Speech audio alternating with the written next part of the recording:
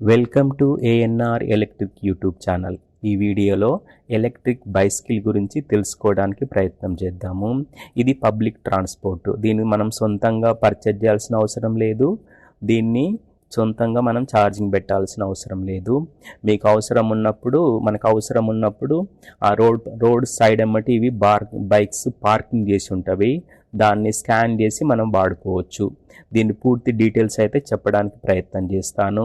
మొదటగా ఇది చైనాలో దొరుకుతుంది. ఇది చైనాలో మనకి రోడ్ సైడ్లో పార్క్ చేసి ఉంటవి. దాన్ని మనం స్కాన్ చేసి వాడుకోవచ్చు. అంటే పే చేయాలి, యూజ్ చేసుకోవాలి.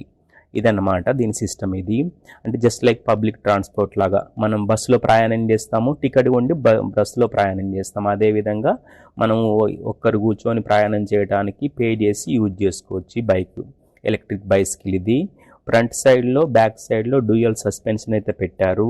దీని ద్వారా మనకి స్మూత్ రైడింగ్ ఎక్స్పీరియన్స్ అయితే వస్తుంది.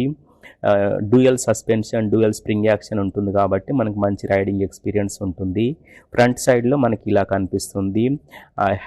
సింపుల్ హ్యాండిల్, 2 హ్యాండ్ బ్రేక్స్ అయితే మనకు కనిపిస్తుంది అనమాట. మనకు ఒకసారి స్కాన్ చేయగానే మనకు ఆటోమేటిక్గా ఫ్రంట్లో ఉన్న హెల్మెట్ ఓపెన్ అయిపోతుంది. బైక్ ఆటోమేటిక్గా ఓపెన్ అయిపోతుంది. దీని కీ మనకి స్పెసిఫిక్ కీ అంటే ఏముండదు. స్కాన్ చేస్తే మనకి ఆటోమేటిక్గా బండి ఓపెన్ అయిపోతుంది. మనం రేట్ చేసుకొని ముందుకు వెళ్ళిపోవచ్చు. ఇది ఒక్కరు కూర్చొని ప్రయాణం చేయడానికి అనుకూలంగా దీన్ని డిజైన్ చేశారు. ఇద్దరు కూర్చోడానికి ఉండదు. హెల్మెట్ కంపల్సరీ పెట్టుకోవాల్సి ఉంటుంది. ఎందుకంటే ఇది పబ్లిక్ ట్రాన్స్పోర్ట్ కాబట్టి హెల్మెట్ కంపల్సరీ పెట్టుకోవాలి.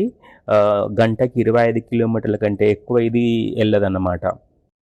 అది ఉంది కదా అక్కడ స్కాన్ చేయాల్సి ఉంటుంది. స్కాన్ చేసి మనం డబ్బులు పే చేసి వాడుకోవచ్చు. ఒకసారి స్కాన్ చేసిన తర్వాత మనం లాస్ట్ ఎక్కడైతే ఆపుతామో అప్పుడు మనకి డబ్బులు ఆటోమేటిక్గా కట్ అయిపోతాయి మన అకౌంట్లో నుంచి. అట్లా సెట్ చేశారు దీనికి ఒకటి లగేజ్ పెట్టుకోవడానికి చిన్న హుక్ కూడా పెట్టారు. ఫుడ్ స్పేస్ అయితే కంఫర్టబుల్ ఫుడ్ స్పేస్ ఉంటుంది దీనికి. స్టోరేజ్ బాక్స్ అంటే ఈ ముందర ఒక హెల్మెట్ పెట్టుకోవడానికి స్టోరేజ్ బాక్స్ అయితే వీళ్ళు ప్రొవైడ్ చేశారు. బ్యాక్ సైడ్లో ఒక రెడ్ లైట్ ఉంటుంది. ఒక single red light, side indicators అయితే ఏముండవు దీనికి. సింగిల్ రెడ్ లైట్ అయితే పెట్టారు. దానికి మనకి దూరం నుంచి నైట్లో ప్రయాణం చేస్తున్నప్పుడు red light focus light, LED light కాబట్టి మంచి ఫోకస్ లైట్ వస్తుంది. డ్యూయల్ సస్పెన్షన్ ఉంది కాబట్టి మంచి స్మూత్ రైడింగ్ ఎక్స్పీరియన్స్ అయితే మనం దీంతో గెయిన్ చేసుకోవచ్చు. ఫ్రంట్లో బ్యాక్ సైడ్లో మనకి ఎల్ఈడి లైట్ పెట్టారు. దాంతోపాటు డ్రమ్ బ్రేక్ ఉంటుందన్నమాట. డిస్క్ బ్రేక్ అయితే లేదు. బ్యాక్ సైడ్లో మాత్రం డ్రమ్ బ్రేక్ ఉంది. ఫ్రంట్ సైడ్లో కూడా డ్రమ్ బ్రేక్ అయితే పెట్టారు. డిస్క్ బ్రేక్ అయితే ఏం లేదు దీనికి. ఇది గంటకి 25 కిలోమీటర్ల వేగంతో ప్రయాణం చేస్తుంది. అంతకంటే ఎక్కువ ఇది ప్రయాణం చేయదు. దీని బ్యాటరీ కెపాసిటీ అనేది ఇది మనం పర్చేజ్ చేయటం లేదు కాబట్టి అది డీటెయిల్స్ అవసరం లేదనుకుంటాను. అయినా కూడా చెప్పడానికి ప్రయత్నం చేస్తాను.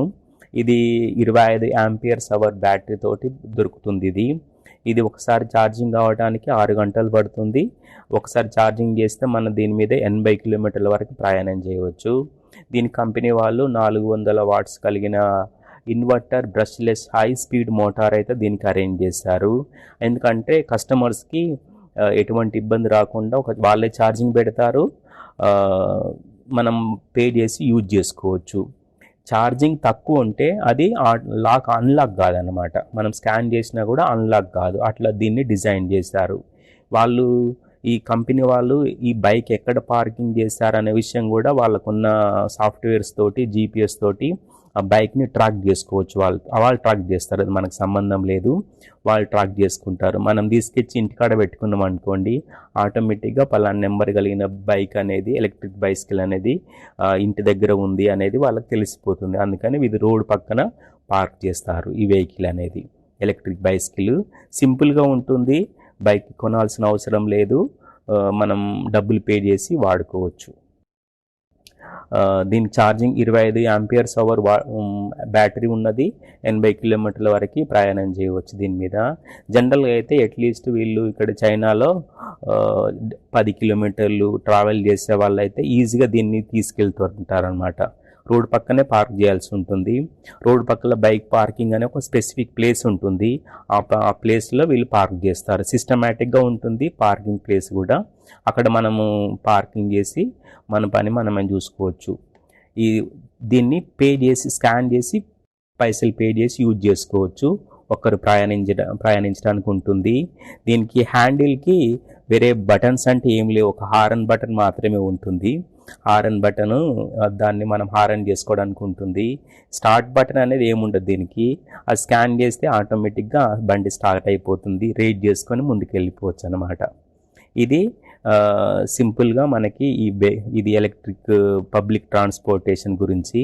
ఇది మనం ఇట్లాంటివి కూడా మన దగ్గర స్టార్ట్ చేస్తే బాగుంటుంది.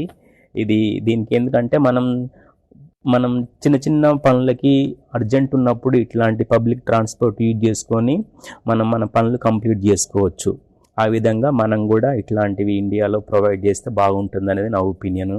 ఎందుకంటే చాలా కంపెనీలు రావాలి, చాలా పెద్ద పెద్ద కంపెనీలు వస్తే ఎక్కువ వెహికల్స్ వస్తే తక్కువ కాస్ట్ పడుతుంది.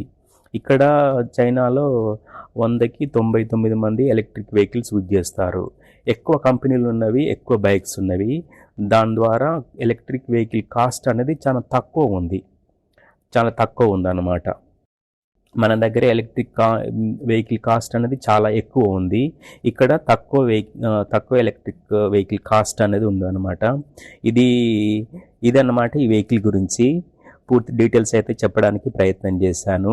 ఇది పబ్లిక్ ట్రాన్స్పోర్టు. మనం ఛార్జింగ్ పెట్టాల్సిన పని లేదు, పే చేసి యూజ్ చేసుకోవచ్చు.